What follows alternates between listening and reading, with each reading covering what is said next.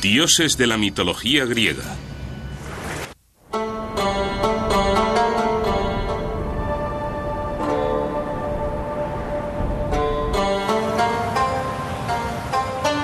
Las historias de los dioses y diosas de la antigua Grecia son eternas. Aún inciden en nosotros.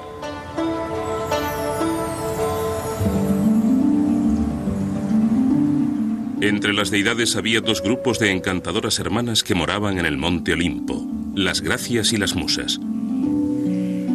Las Gracias le obsequiaban belleza, encanto y gratitud al mundo mortal. Las Musas tuvieron un profundo impacto en cómo las generaciones han pasado desde entonces los relatos de los dioses y las sagas de esa era tan remota a través de la tradición oral. Desde su majestuosa esfera descendieron a la tierra enseñándonos historia, astronomía y las artes.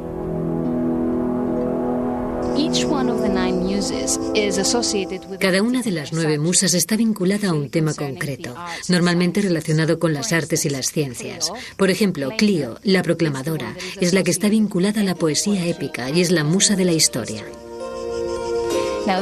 Ahora las musas son muy conocidas porque tenemos palabras como museo, naciente de las musas, que se encuentran en los idiomas contemporáneos y, por supuesto, en el griego. Las historias griegas tratan de aquellas cosas que la gente considera importantes. No habrían persistido de no ser así. Si las historias van a perdurar y ser vueltas a contar durante varios miles de años, tiene que haber algo en ellas que tenga sentido para las personas que las escuchan durante generaciones. Las pruebas de lo divino estaban por todas partes. Para los griegos, los dioses eran tan reales como los campos que labraban y las familias que criaban. El número de pequeñas ermitas que estaban alrededor de la ciudad, el número de sitios dedicados a los dioses y los grandes santuarios hablan de unas creencias bastante fuertes. La vida era considerada algo bastante precario y era preciso hacer todo lo posible para que aquellos poderes que regían el mundo estuvieran de tu lado para estar a salvo. Durante toda la vida y de estación en estación, cada fase de la vida humana estaba ligada a los dioses.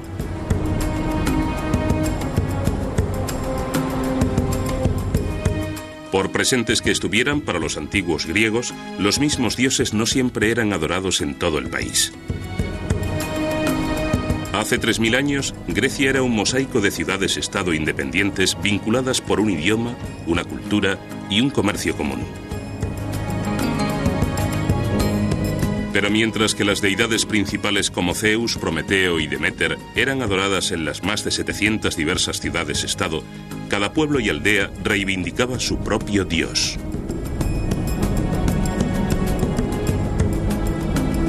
El paisaje de Grecia está repleto de dioses. Dioses de los que tal vez ni se ha oído hablar en la aldea de al lado.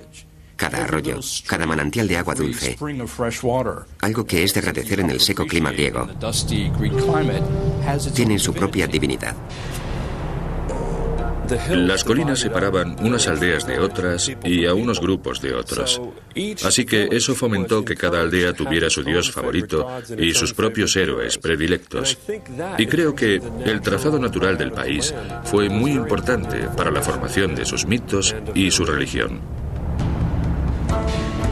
Los dioses eran muchos, así como sus funciones. Hermes era el protector de los rebaños y manadas de animales domesticados. Hera era la diosa del matrimonio, así como de la maternidad. Eros imperaba sobre los asuntos del amor. Hefesto era el dios del fuego y los volcanes. Poseidón gobernaba el mar. Estaba Pan, mitad humano y mitad cabra. Se le reconocía como el dios de los pastores. Y estaba Artemisa, protectora de la naturaleza y de los jóvenes. Artemisa está relacionada con la naturaleza nueva y en flor, con las crías de animales. Pero Artemisa también está vinculada a la iniciación de las jóvenes. Así que hay un continuo en el pensamiento griego entre lo que pasa en el mundo natural y en lo que podríamos identificar como una esfera social humana muy distinta, Para el pensamiento mitológico griego, todo forma parte de un mismo fenómeno. Y por eso Artemisa puede ser la cazadora, la que está vinculada a la naturaleza, pero también la que doma a las jóvenes. De todas las deidades que influyeron en la vida humana, Deméter era la más importante. Festejada una vez cada 5 años, era la diosa del maíz y las cosechas.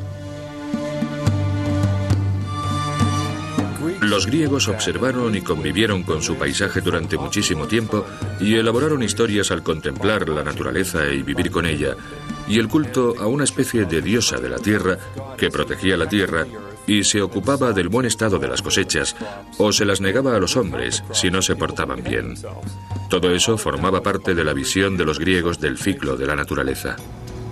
La relación entre el hombre y lo divino no era sencilla. Sin embargo, era una alianza precaria.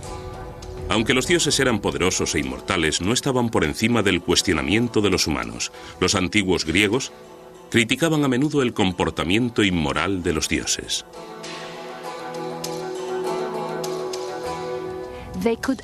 Podían actuar con exceso. Cada uno tenía sus pasiones. Cometían errores, pero los mortales tenían que respetar sus propios límites. Esta es la diferencia principal entre dioses y mortales. Los dioses podían hacer lo que quisieran, actuar a su antojo. Los mortales tenían que abstenerse de los excesos.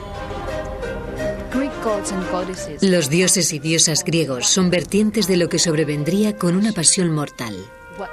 ¿De qué podría pasarle a los mortales si rebasaban los límites? Podríamos pensar en la crítica a los dioses como una especie de blasfemia, pero en realidad lo que hace es reforzar la idea de que los dioses sí existen. Y yo creo que lo que en realidad se criticaba era la actitud de otros griegos hacia los dioses. Algo que nos resulta muy difícil de comprender es que los griegos jugaban con sus conceptos de los dioses. Superiores a los humanos sobre los que ejercían su dominio, los dioses no obstante estaban sometidos a las mismas pasiones, fallos y debilidades que los mortales. Conocían el amor, la desesperación y la tragedia. Adoptaban figuras humanas y eran vulnerables a las heridas y a las enfermedades. Pero a diferencia de las personas, sanaban rápidamente. Por supuesto que no eran meros humanos. Eran distintos a los humanos en muchos sentidos. En primer lugar, ellos obviamente nunca morían. En segundo lugar, poseían poderes increíbles, fuerza y conocimientos. Pero el motivo por el que adoptan forma humana es que los griegos estaban sumamente orgullosos de esa forma.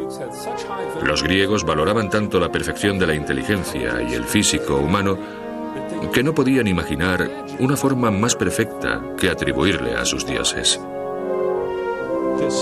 Esta idea de que los dioses son humanos y algo más parece haber respondido a una profunda necesidad de los griegos. Es una especie de fantasía, la de superar todas las flaquezas que nos hacen ser lo que somos. Los dioses también estaban sometidos a las mismas leyes que regulaban a la humanidad. Hermes era el guardián de los viajeros. Cuando despejó un sendero matando a un monstruo de 100 ojos llamado Argos, fue sometido a juicio por su hazaña. Bueno, él mató. Es un dios, pero está corrupto, de modo que tiene que someterse a juicio. Y la forma en la que los dioses emitieron su voto fue poniéndole una piedra en el pie, lo que formó una pilastra de piedra que se llama Herma. Aunque los dioses no eran perfectos, no eran poderes con los que se podía jugar. Lo que había que hacer era tener cuidado de no ofender a los dioses. No erigirse en un igual a los dioses. No ser arrogante en ese sentido, porque eso sería buscarse la desgracia, no de manos de los humanos, sino de los propios dioses. Tenemos la historia de Sélminos, que se hizo llevar en un carro golpeando escudos u otro instrumento que hacía ruido, diciendo que era Zeus, e intentando imitar el trueno del dios. Y fue despachado inmediatamente con un rayo.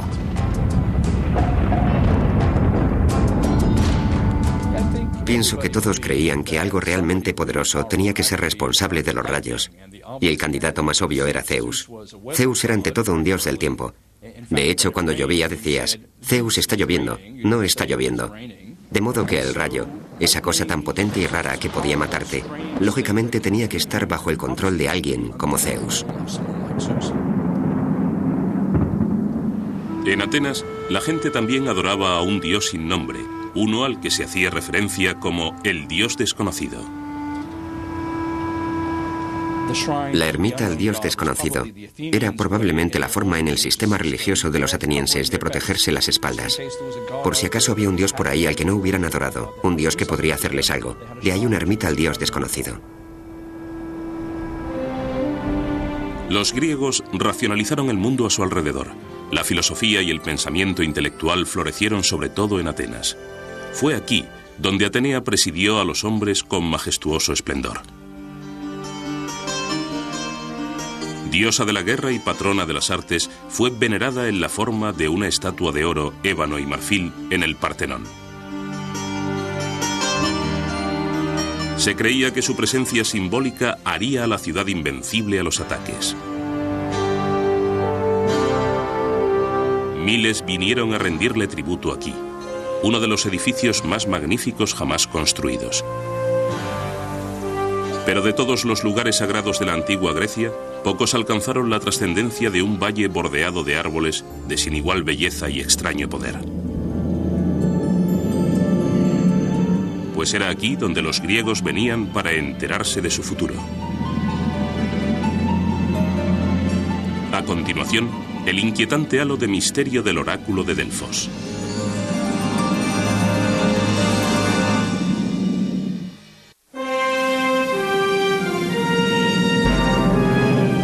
Esto es Olimpia. Hace 2500 años, una estatua de 12 metros de altura se alzó aquí. Estaba hecha de oro y marfil y fue considerada una de las 7 maravillas del mundo antiguo. Dedicada a Zeus en celebración de su omnipotencia, esta maravilla de la antigüedad presidía el acontecimiento deportivo organizado más antiguo del que se tiene noticia en el mundo, los Juegos Olímpicos. Cada 4 años, los griegos de todas partes del mundo helénico, las islas e Italia, venían a Olimpia para celebrar este festival. Restringido solo a los varones, incluyendo los espectadores, atletas desnudos competían por una corona y la gloria bajo el ardiente sol en 5 pruebas.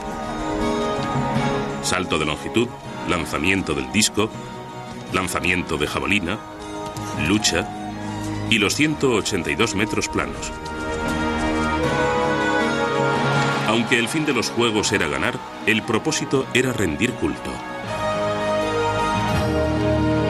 Según un estudioso, David Sensom, la competición deportiva era una dedicación de energía ritual a los dioses. Y de hecho, una forma de demostrar esto es que lo que hacían los atletas era sudar. Sudaban, se cubrían de suciedad y se untaban de aceite de oliva. Una vez terminaban de competir, se limpiaban la suciedad de la piel usando un estrijil. Recogían la suciedad de los atletas, que se creía que tenía propiedades mágicas. En cierto modo, estaban cosechando los productos de la energía humana y conservándolos como una poción mágica que los dioses agradecerían. Esto entonces era Olimpia. Y hasta el día de hoy, en todo el mundo, ganar una prueba olímpica sigue siendo un logro incomparable.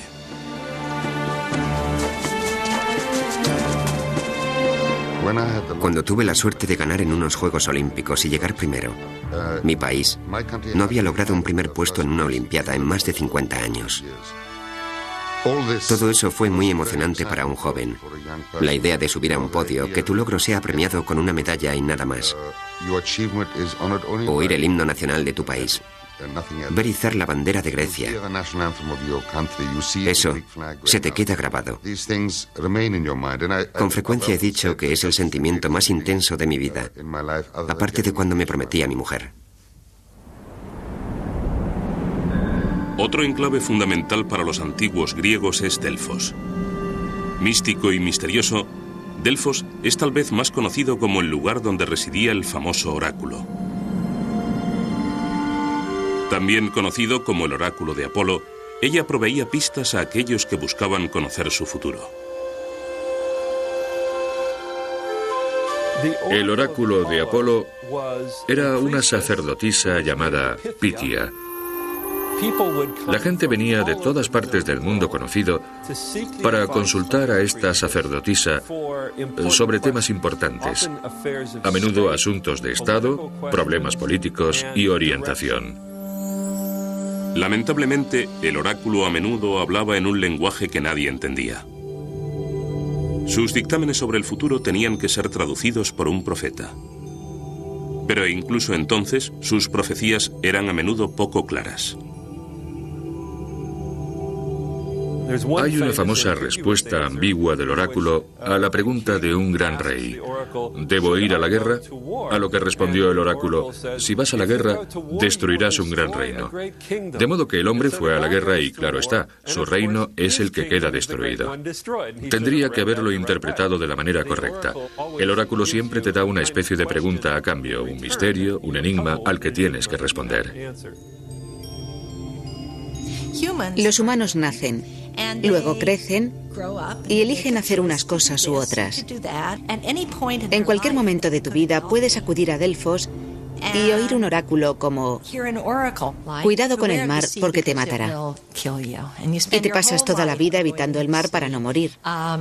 Entonces un día estás en un acuario y el tanque revienta y te ahogas en toda esa agua de mar, en ese acuario de agua salada, o algo más razonable que eso. ¿Hizo el destino que eso pasara? No, es que el Dios conocía el futuro y podía decir lo que iba a pasar.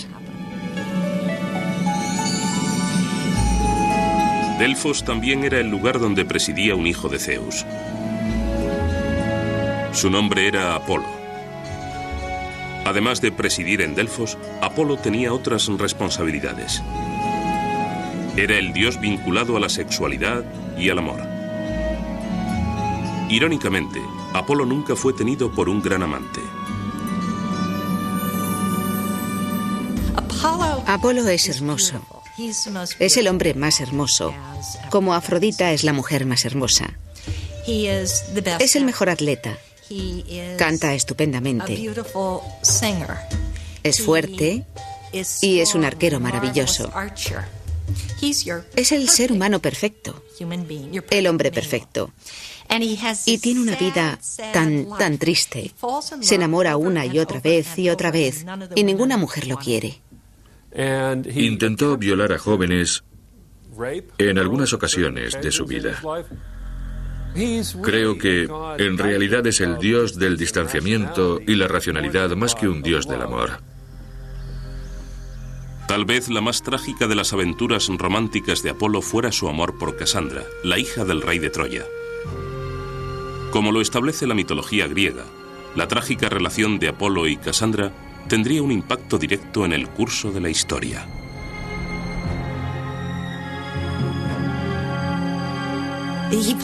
Él se enamora de Casandra, que es una princesa de Troya, y le dice: verás, te daré el don de la profecía si te acuestas conmigo. Ella le dice: bueno, y él lo hace. Luego ella lo rechaza, y él hace que nadie crea ninguna de sus profecías. Y así, según Homero, una riña de enamorados aparentemente insignificante jugó un papel de gran importancia en una de las batallas clásicas del mundo antiguo, la Guerra de Troya.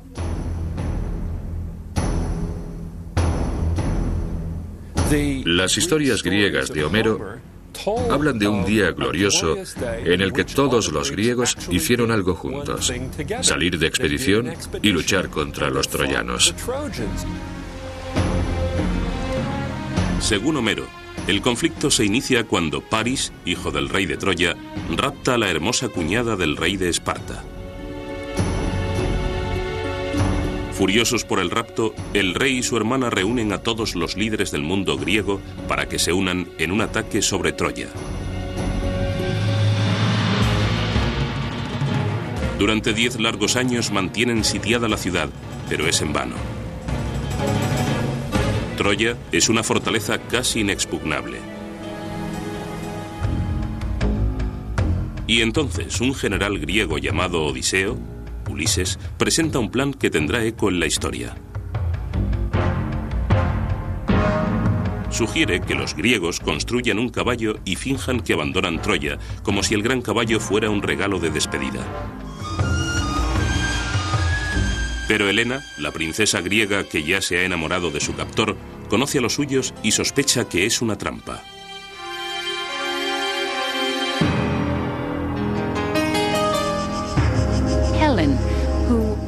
Helena se acercó e imitó las voces de muchas de las mujeres de los compañeros de los griegos y anduvo en torno al caballo con la esperanza de que alguno de ellos oyera la voz de su esposa y gritara. Odiseo fue quien contuvo a sus compañeros de ponerse al descubierto. Y así, la tragedia aguarda a los confiados troyanos. El caballo es llevado dentro de la ciudad amurallada. Pero aún tienen otra oportunidad cuando Casandra, la mujer troyana que rechazó los avances del dios Apolo, también intenta advertir a sus conciudadanos.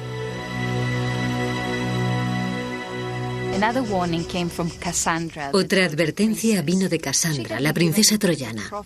Le había sido dado el don de la profecía por Apolo, a cambio de que se acostara con él. Pero al final lo rechazó, así que Apolo se aseguró de que nadie creyera sus profecías. Y de ese modo, el dios Apolo consigue vengarse de Casandra, la mortal que lo había rechazado.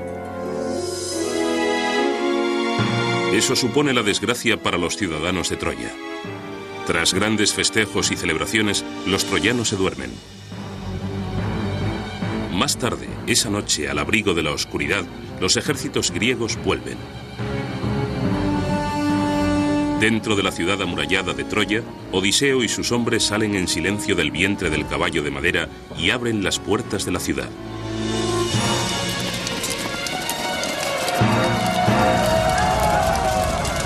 Los griegos se precipitan por las puertas abiertas y arrasan la ciudad.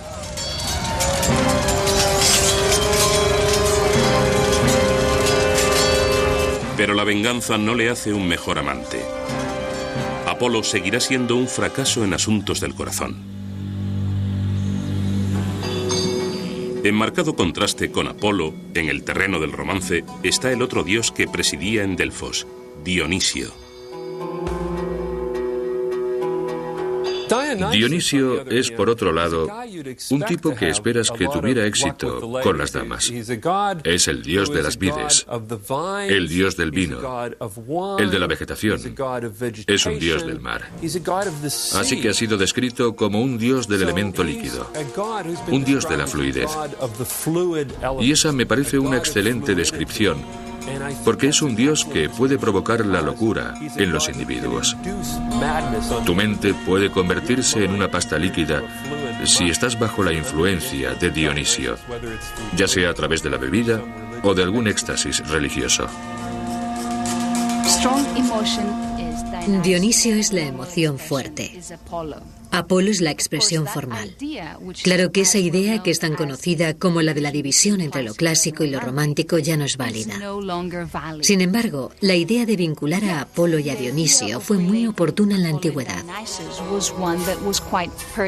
Durante los 3 meses de invierno, en los que Apolo se ausentaba de Delfos, Dionisio lo sustituía. Dionisio es el dios del desorden civil, pero también el dios de la democracia imperial, mientras que Atenea es la diosa del orden civil. Y de ese modo, como suele pasar con los dioses de la antigua Grecia, la historia tiene una moraleja. En este caso, la lección reside justo en el contraste entre Apolo y Dionisio. Dionisio es un dios que es adorado por las mujeres y es venerado en el campo y saca a las mujeres de sus casas, las aleja de sus telares y las conduce a las cimas de las montañas, donde bailan toda la noche y llevan antorchas, y los hombres creían que bebían mucho. Pensamos en Apolo como en el dios de la razón, como el dios del orden. En su templo de Delfos se encuentran muchos letreros. Nada en demasía, Meitanakan. Nada en demasía, moderación en todo. Mientras los dioses amaban, luchaban y dominaban la tierra y el cielo, bajo los fértiles valles y los paisajes bañados por el sol de la antigua Grecia, se encontraban otros dominios, un lugar oscuro y temible. A continuación, el aterrador destino de las almas de los difuntos en la antigua Grecia, el infierno.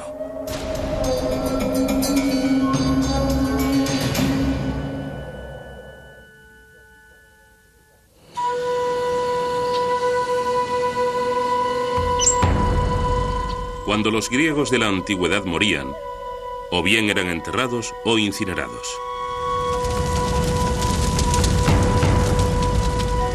Más allá de la muerte se encuentra el infierno, una especie de sombra de la existencia en la que no había consciencia de otra vida.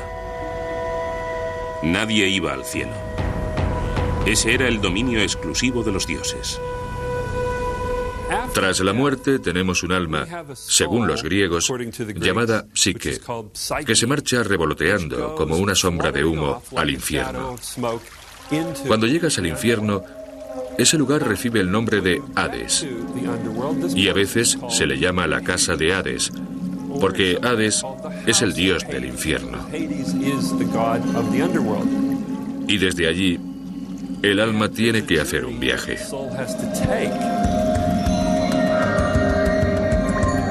El viaje consistía en cruzar al otro lado del legendario río Estigia o río del odio con un hombre llamado Caronte que cruzaba el alma. Tienes que pagarle a Caronte un óbolo o dos para cruzar el río. Y es por eso que les ponían las monedas en la boca a los cuerpos al morir. Cuando llegabas allí, lo primero que te encontrabas era a Cerbero, el perro guardián de 3 cabezas de la puerta del infierno. La cruzabas. Se te permitía entrar porque eras un muerto, pero si intentabas entrar como un hombre con vida, aquel monstruo te comía vivo. En el relato de Homero, el Hades es un lugar sombrío y aterrador. Es tan lóbrego que no hay un templo para Hades en ningún sitio. El infierno se describe como un lugar donde los espíritus humanos sufren una eternidad de sueños vacíos.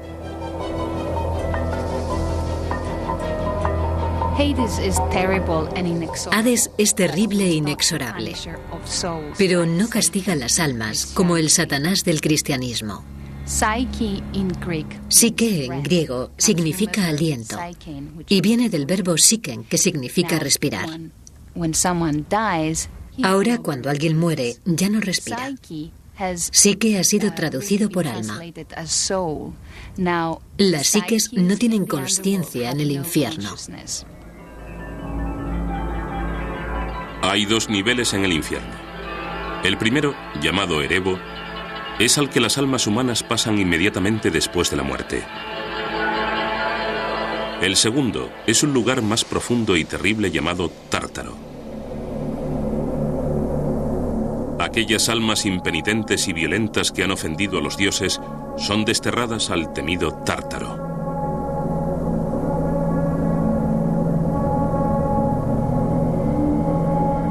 Uno de los personajes más famosos que fue puesto en el Tártaro fue un hombre llamado Tántalo. Se le hizo meterse en un río con un árbol frutal sobre su cabeza. Estaba eternamente sediento y hambriento, porque cada vez que intentaba beber del río, el agua se le escurría de entre las manos y no podía llevársela a la boca. Y cuando intentaba comer la fruta del árbol sobre su cabeza, siempre se alejaba fuera de su alcance. De modo que estaba eternamente atormentado, idea que recoge la palabra española tántalo.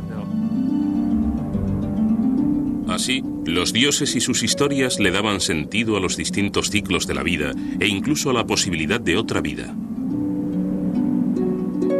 También ayudaron a los griegos a establecer una moralidad y un cuerpo de ética. En la antigua Grecia, una de las civilizaciones más avanzadas de su tiempo, estas historias con el tiempo inspiraron el nacimiento de una nueva expresión artística, el teatro. Más tarde, dramaturgos como Eurípides, Sófocles y Aristófanes las dramatizaron, permitiendo que los relatos épicos cobraran vida para la gente a lo largo de los siglos. La relación de la literatura con las creencias religiosas entre los griegos es muy compleja. Hay que recordar que para ellos, la literatura, y especialmente la poesía, no era del dominio exclusivo de una minoría culta. Ni siquiera se pensó al principio que fuera a ser leída. Era accesible a todo el mundo. Tenían varios tipos de representaciones. Tenían poesía oral, danzas corales, drama, pero nunca pensaban en ellas como si fueran categorías, y especialmente nunca se les ocurrió que fueran leídas. Era para ser representadas. Por lo tanto, están más profundamente arraigadas en la cultura local. No es algo que solo hagan unas pocas personas. Leer esas obras son algo que todo el mundo escucha y ve. Algunos de los primeros autores construyeron sus obras y poemas en torno a temas que criticaban a los dioses, algo que más tarde los filósofos condenaron con vehemencia. La crítica de Platón a la literatura tradicional y a las historias tratadas en ella era que los dioses en esencia no actuaban como dioses. Creo que Platón sobre todo se sentía violento con eso por su particular visión de cómo tendría que ser un dios. Podemos ver el mismo tipo de crítica en las tragedias de Eurípides, su visión de que los dioses no deberían actuar en la forma en que los presentan muchos de los mitos que están tratando dramáticamente. Sin duda, cuando consideras un drama como El Ión, en el que Apolo es representado como un violador, empiezas a cuestionarte el valor de un dios así. Algunos filósofos creen que la redención es la moraleja de la historia. Al final de la obra, la mujer que es violada se convierte en la madre del dios Apolo, Ión, que llega a convertirse en el líder de la ciudad-estado de Atenas. Muchas de las obras reflejaban el aspecto más apasionado de la naturaleza humana en la conducta de los dioses. La sexualidad y los asuntos del corazón eran controlados por Afrodita, la diosa de la belleza, el amor y la fertilidad. Igual que Apolo, Afrodita tuvo una vida turbulenta. Afrodita estuvo vinculada a la guerra por su unión, su aventura con Ares, el dios de la guerra. Ambos fueron dos famosos amantes. Afrodita no estaba casada con Ares, sino con Hefesto o Vulcano, el dios de la forja. Pero tuvo una apasionada aventura con Ares, el dios de la guerra. Y la pregunta es, ¿por qué siempre se unen ambas cosas? Es la furia de su pasión recíproca la que los convirtió en dos dioses que estaban fuera del control de los otros dioses. Y como dice el dicho, el amor es un campo de batalla. De este modo, los primeros escritos griegos expresaban lecciones de la vida cotidiana. Y sin embargo, algunas de las obras reflejaban una actitud abiertamente sexista hacia las mujeres. Un ejemplo de ello es la historia de Hipólito. Él despreciaba a las mujeres, despreciaba la sexualidad femenina. Era casto, casto y puro. Ahora lo mandaríamos a un psiquiatra porque era puro y virginal. La criada de su madrastra, su sierva, fue ante Hipólito y le dijo que su madrastra estaba enamorada de él. Hipólito estaba consternado. Estaba horrorizado. Cuando los hombres griegos se reunían en las fiestas y bebían en los simposios, sabemos que contaban historias, que escribían poemas que hacían mofa de las mujeres. En la primera cultura griega, las mujeres eran vistas como consumidoras del esfuerzo del hombre. El hombre tenía que arar. La mujer simplemente consumía sus esfuerzos. Se quedaba en casa, cocinaba y le estaba constantemente encima. Hubo una fuerte beta misógina en la literatura griega a lo largo del siglo IV y el siglo V. Así, Los grandes dramas y comedias se representaban en anfiteatros por todo el país, con repartos íntegramente masculinos, interpretando tanto los papeles de dioses como de diosas.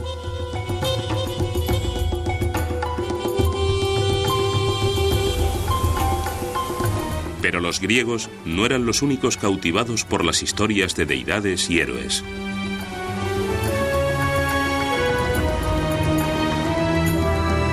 Otros también observaban. Lejos, hacia el oeste, al otro lado del Mediterráneo, un nuevo y gran imperio estaba surgiendo. A continuación, la sombra de la poderosa Roma cae sobre la antigua Grecia.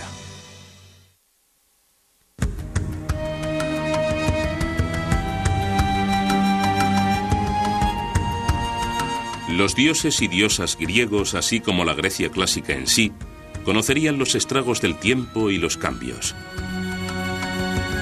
Como deidades vigentes, con el tiempo se deslizarían en la bruma de la historia.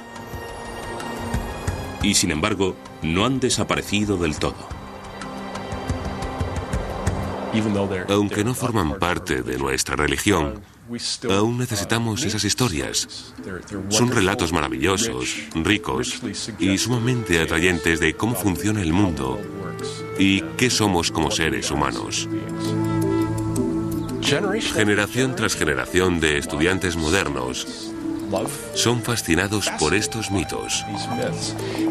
Creo que eso surge de algo que todos tenemos en nuestro interior. El deseo de crear historias, la necesidad de entender el mundo, creando historias sobre él. La mitología griega ha trascendido los siglos, llegando a nosotros no solo por los grandes poetas y dramaturgos, sino a través de los conductos de muchas otras culturas. Una de las primeras fue Roma, más hacia el oeste. Ella absorbió mucho de lo que Grecia tenía que ofrecer. Los romanos descubrieron la religión griega en el siglo III a.C. y empezaron a darle más importancia de la que había tenido. Sabemos que habían tenido contacto cultural durante mucho tiempo, pero Grecia poseía una especie de prestigio del que los romanos pensaban que carecían. De modo que se apoderaron del sistema olímpico y alinearon sus propios dioses locales con los dioses griegos de más evidente categoría. Con la adopción de los dioses griegos, los romanos imbuyeron el panteón de las deidades de características claramente romanas. Lo primero fue asignarles los nombres romanos. Zeus se convirtió en Júpiter en sus términos. Ares se convirtió en Marte. Atenea en Minerva. Cuando digo se convirtieron, quiero decir que ellos ya tenían esos dioses: Minerva, Marte, Júpiter. Pero ahora los alineaban de una manera novedosa que decía: sí, formamos parte de un continuo de cultura con los griegos de más categoría. Otros dioses adoptados por los romanos incluyeron a Hera, que pasó a ser conocida como Juno. A Poseidón se le dio el nuevo nombre de Neptuno. Hades reapareció como Plutón. Afrodita quedaría inmortalizada para siempre como la diosa Venus. Y así, el panteón griego en buena medida se convirtió en el panteón romano. Conforme la poderosa Roma se transforma en un imperio, termina ocupando un polvoriento y poco conocido rincón de Oriente Medio llamado Judea. Aquí los hebreos se agrupaban en torno a su ciudad capital, Jerusalén, donde una nueva religión estaba surgiendo. Tras la crucifixión de Cristo, las noticias de sus enseñanzas se extendieron rápidamente. Incluso el cristianismo encontró lazos con los filósofos griegos y romanos, especialmente a través del apóstol Pablo. Sabemos que Pablo fue educado en términos greco-romanos. Cita a Eurípides en varias ocasiones en sus epístolas. Más tarde, las ideas que se habían desarrollado, especialmente en el platonismo, fueron decisivas para los primeros cristianos a la hora de intentar hacer su religión más comprensible a las clases más cultas del mundo greco-romano. Incluso hoy en la Iglesia Ortodoxa aún se observa parte del misticismo que podemos observar en los trabajos de Platón del siglo IV a.C. La creencia cristiana de que Cristo era el Hijo de Dios, aunque nacido de una madre mortal, también hacía eco de los antiguos griegos. Dado que la religión griega se sentía totalmente cómoda con la idea de que los dioses se relacionaran con las mujeres humanas, creo que eso contribuyó a la difusión del cristianismo, en un periodo temprano, cuando ese tipo de narrativa estaba en su núcleo. De manera que nunca sabremos la relación de causa-efecto. Y por supuesto no quiero atribuir el primer cristianismo totalmente a los griegos, pero sí que ayudó que el trabajo de base estuviera hecho. Pese a la cantidad enorme de divinidades que gobernaban a los griegos, apenas unos siglos antes del nacimiento de Cristo, una nueva idea surgió en la gente: la idea de la existencia de un único Dios verdadero.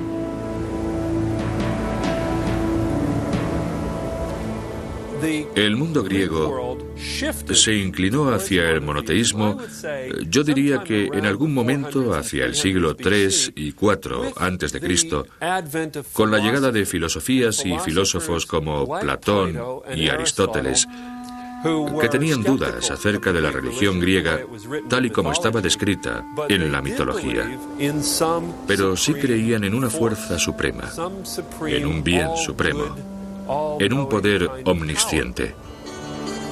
Ese movimiento hacia el monoteísmo en la antigua Grecia no le pasó inadvertido al apóstol Pablo.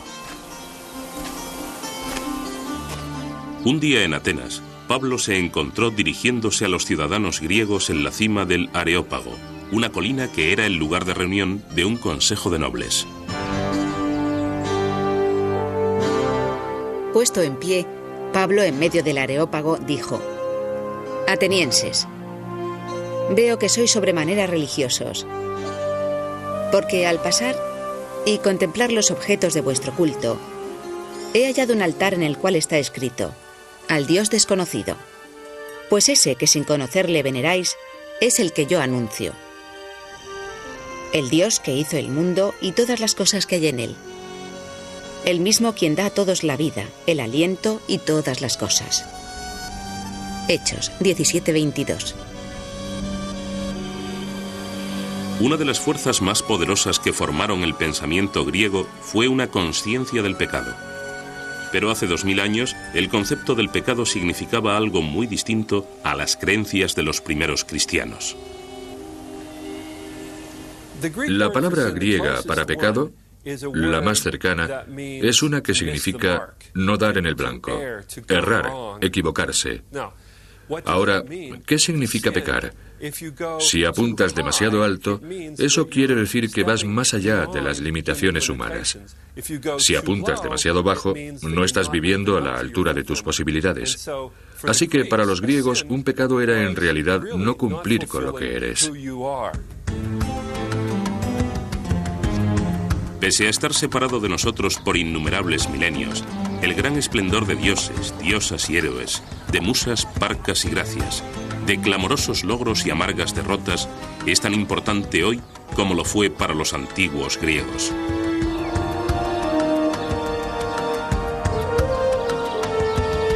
Lo interesante de los griegos en ese periodo es que veneraban a los dioses, pero también le conferían a esos dioses las actitudes de los seres humanos. Estaba la lucha, estaban los celos, estaba el adulterio, estaba la felicidad, la verdad, estaba la paz. Estaban todas las cosas que pasaban en la vida cotidiana de los seres humanos que también estaban vinculadas a los dioses. Creo que esa es en parte la razón por la que ciertas cosas han perdurado todos estos siglos en la mente de la gente. Y se pueden observar en la forma en que los griegos piensan incluso hoy en día. Los mitos griegos, como una colección de relatos, dicen algo muy complejo acerca del mundo. Apelan a una especie de optimismo y a la vez a una especie de pesimismo. Los mitos griegos en conjunto nos hablan a través de muchas historias ejemplares de gran cantidad de cosas, la naturaleza de la realidad y la naturaleza de la vida, de lo que es importante, de por lo que tenemos que preocuparnos. Una de las lecciones más importantes es que leer cualquiera de esas historias, que son tratamientos eternos de las grandes preguntas, como la de la moralidad individual contra la moralidad del Estado y las leyes que nos son impuestas, es cómo se lidia con esas cuestiones tan difíciles, la de cómo tener el mejor comportamiento como ciudadano en el Estado. Sobre eso tratan los mitos y leyendas griegas. Y te quedas con la sensación de que, en realidad, ignoramos qué son o quiénes son esos dioses. Pero sabemos que existe una fuerza ahí fuera. Hay una enorme fuerza que controla nuestras vidas y que tenemos que mantener una mentalidad abierta frente a lo que esa fuerza está haciendo. Por eso, los griegos pueden hablarnos a través de 3000 años de historia y darnos algunas preguntas, si bien no respuestas, a algunas de las cuestiones eternas más perturbadoras en el mundo. Una vez aquí hubo otro mundo. Y los dioses, las diosas y las gentes que vivieron aquí aún rondan el paisaje. Sus historias aún viajan a través del tiempo. Mientras las personas busquen una comprensión más profunda de sí mismos y su mundo, la antigua Grecia seguirá existiendo. Todos los otros dioses de este gran lugar me concedieron que mi alma interior fuera hermosa y que todas mis posesiones externas estuvieran en armonía con mi hombre interior, con mi ser.